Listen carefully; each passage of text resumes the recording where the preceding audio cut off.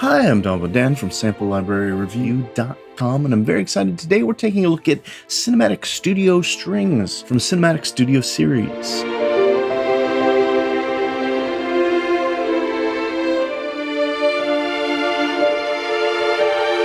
Now, this is a KONTAKT player instrument, meaning it loads into your KONTAKT library and is compatible with both the full and free version of KONTAKT.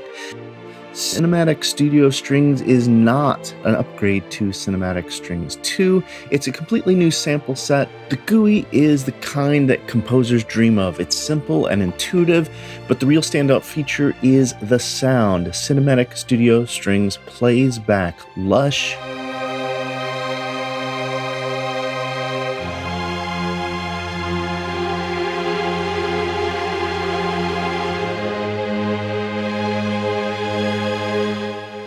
lifelike,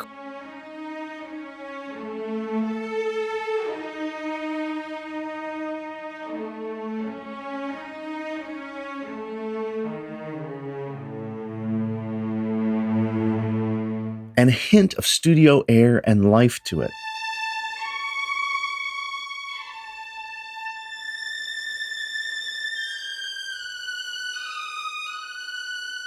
Right off the bat, I was comfortable saying that Cinematic Studio Strings is quite a fantastic library, especially when you consider the price point. Cinematic Studio Strings sells for $399 from the Cinematic Studio series.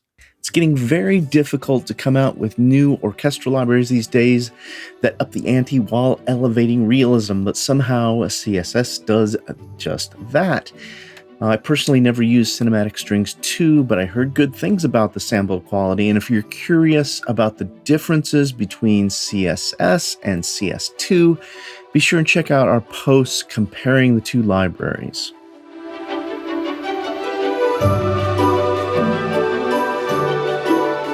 All the demos of the libraries were recorded with no reverb added, and once you start playing the instrument, you see why you just don't need it. The sound of the air in the room is baked into the mix mic playback, and it sounds wonderful. Now there's 4 mic positions if you're looking for a different sound. You can dial the instrument back to just the close mic position. You get a very intimate chamber-like sound.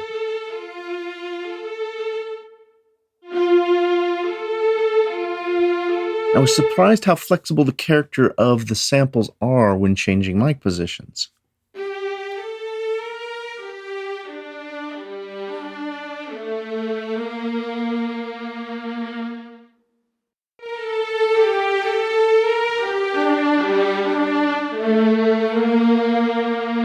Cinematic Studio Strings was recorded with 10 first violins, 7 second violins, 7 violists, 6 cellists, and 5 basses.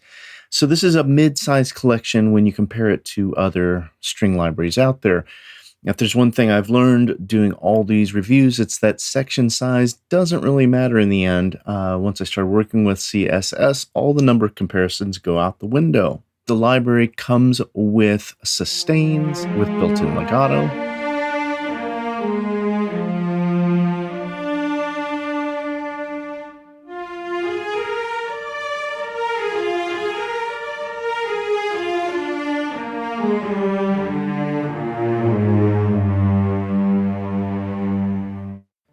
tremolo,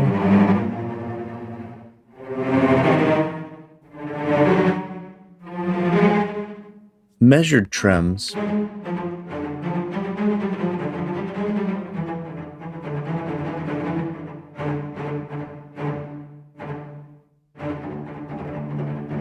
trills,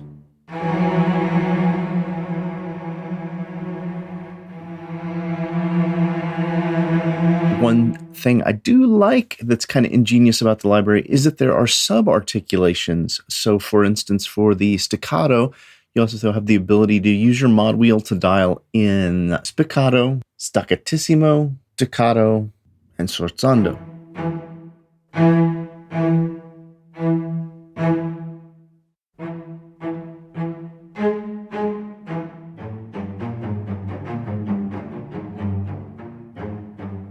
The same for the pizzicato. You have subarticulations of pizzicato, Bartok snap, and kalingo. That is when you strike the string with the wood of the bow.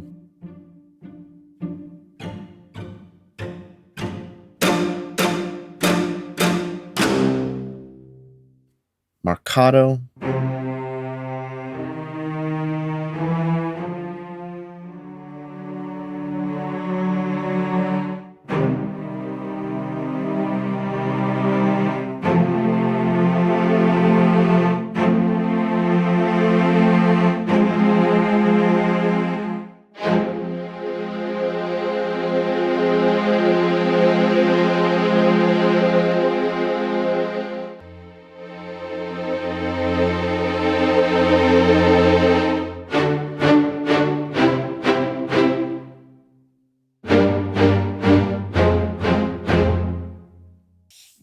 And harmonics.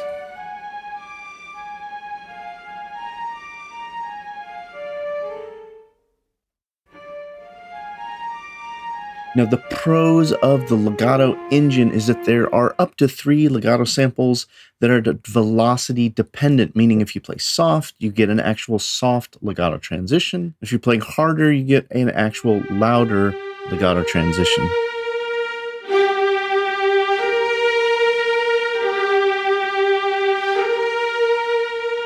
The interface also shows you which legato speed transition is played back in real time, and you can either use the standard legato mode or a more advanced. Check the description below. I'll include details of how those legato works. The most frustrating thing I found about the library is key switching function of the legato on-off.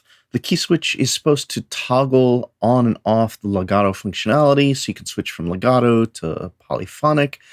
But for the life of me, I can't get it to just switch over with a simple press of the key. It almost seems like it's a velocity sensitive, with on being achieved at top level, while off can be achieved at medium velocities. Softer velocities seem to do nothing, and I couldn't find any information about this in the manual.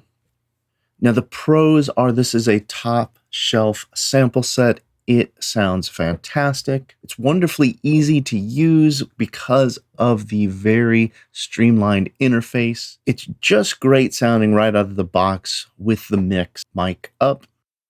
The cons are you are limited in your extended techniques here. You don't have effects.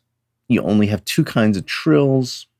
Another con for me, as I mentioned, is that odd legato on-off key switch functionality, which I'm sure there's an answer somewhere out there, but for me, I just can't get it to go.